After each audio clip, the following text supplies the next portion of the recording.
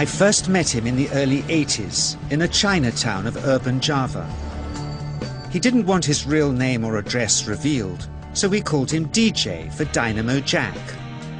He was only a healer, he said, but he did direct a powerful energy generated from his own body into his patients.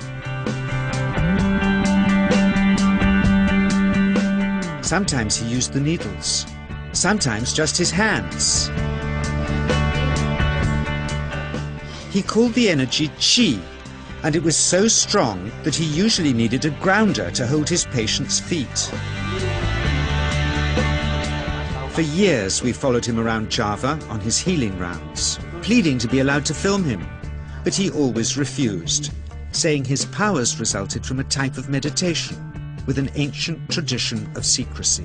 It was only when my brother Lorne was suffering from a serious eye infection that he finally allowed us to film him in 1987. It was nothing like any acupuncture I'd ever had. I was getting really powerful electric shocks and couldn't control my movements at all.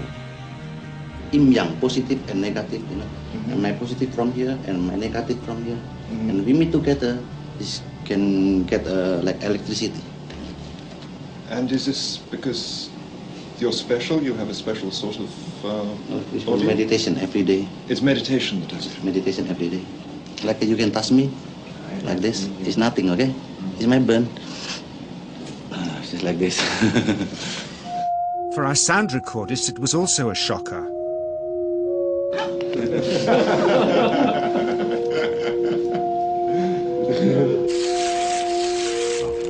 He then took our newspaper outside and showed us how Qi can also be used to set things on fire.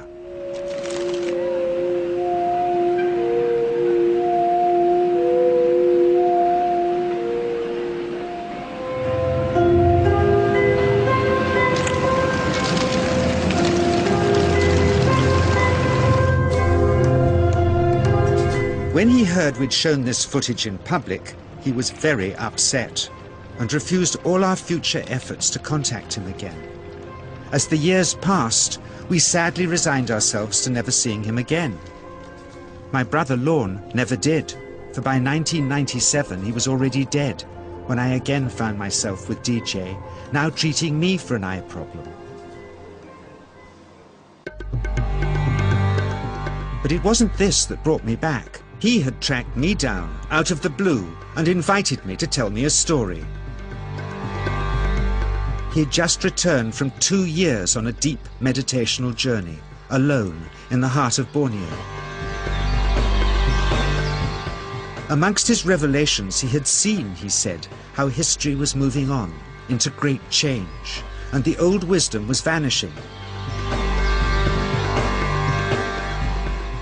So he'd called me back to film just enough of him to remind us that we all have undreamed of powers sleeping within us, and that there's nothing special about him except for his training in waking them. Grounding this patient, my cameraman Joe is having to use all his weight to keep contact. But Qi is pushing him away. He seems able to control the amplitude of this Qi, like a dimmer switch, and it causes uncontrollable responses in the patients and their grounders. I can barely keep my hand on you. It wants to fly off. The electricity is so strong. This mother unwittingly grounds her child. He won't sit still, so she's asked to hold him and grin and bear it. Sometimes, signs of this passing energy can be seen in the transmitter too. This Qi stuff is only the surface, he says, of the real adventure beneath, in the meditational technique.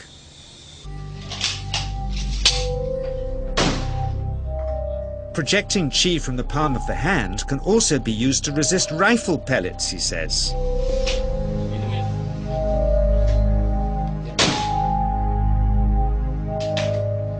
First, you learn to distinguish between yin and yang Qi in your body.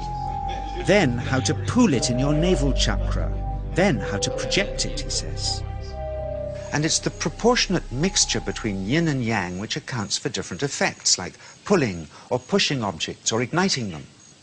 Then he gets really strange. He says that mastering yin qi is the key to the spirit world. There's a long tradition of Indonesian krisis being possessed by spirits. So people bring him their krisis to see if they're duds. Here, he says, he doesn't manipulate matter by projecting mixtures of yin and yang qi. He merely creates a field of yin energy in which, he says, if there's a spirit, it can manifest itself.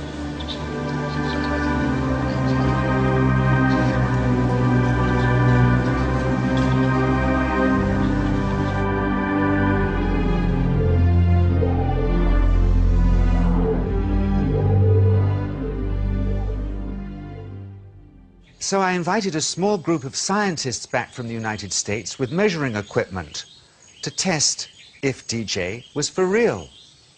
And if so, where might this energy belong on the electromagnetic spectrum? Catherine Cook, CEO of the Mind Science Foundation in Texas. Dr. Roger Nilsson, a Swedish medic and international racing sailor.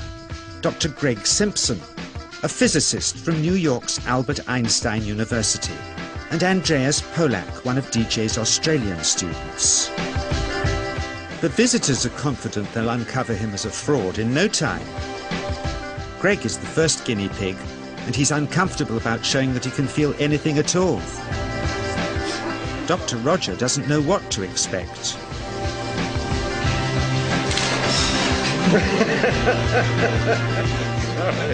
Out comes the metal detector, like the things they use in airports, to see if he has any concealed metal in his body. Then the voltmeter, to try and measure the qi. But how to get it to work? Where's the ground?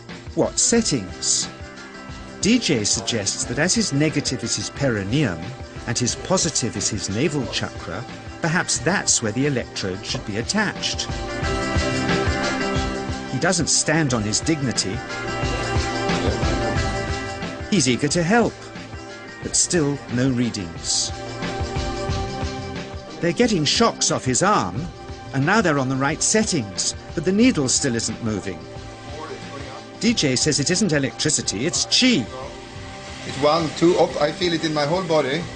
I feel it at 3, 0.3, I feel it in my legs. Shit, But suspecting there's some tricky setup on his premises they can't find, they insist we all go to a randomly chosen hotel room several miles away to see if he can light a light bulb with his fingers. It doesn't ground on the wall. So Greg holds and grounds one wire, while DJ pumps qi through the other. The bulbs are LEDs, light-emitting diodes, which ignite in different colors according to the intensity of current. Yes. On, off, on. Brilliant. Oh, you're blinking. Things were going well. DJ was enjoying it too, until he invited us all out to lunch at his local, where he tried to push a chopstick through the table. He couldn't get it through the formica surface, so he came up through an inch of wood from underneath.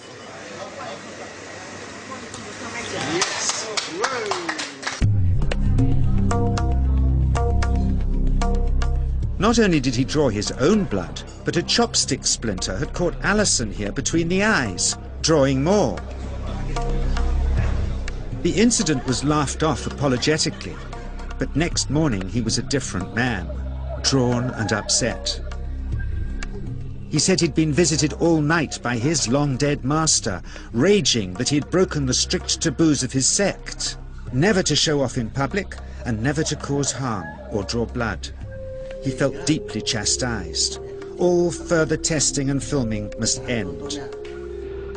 Never again would he submit to public scrutiny, nor accept any new students. He would sink from sight and continue his healing in obscurity, as he had done since before we met him in the early 80s and had always told us was right.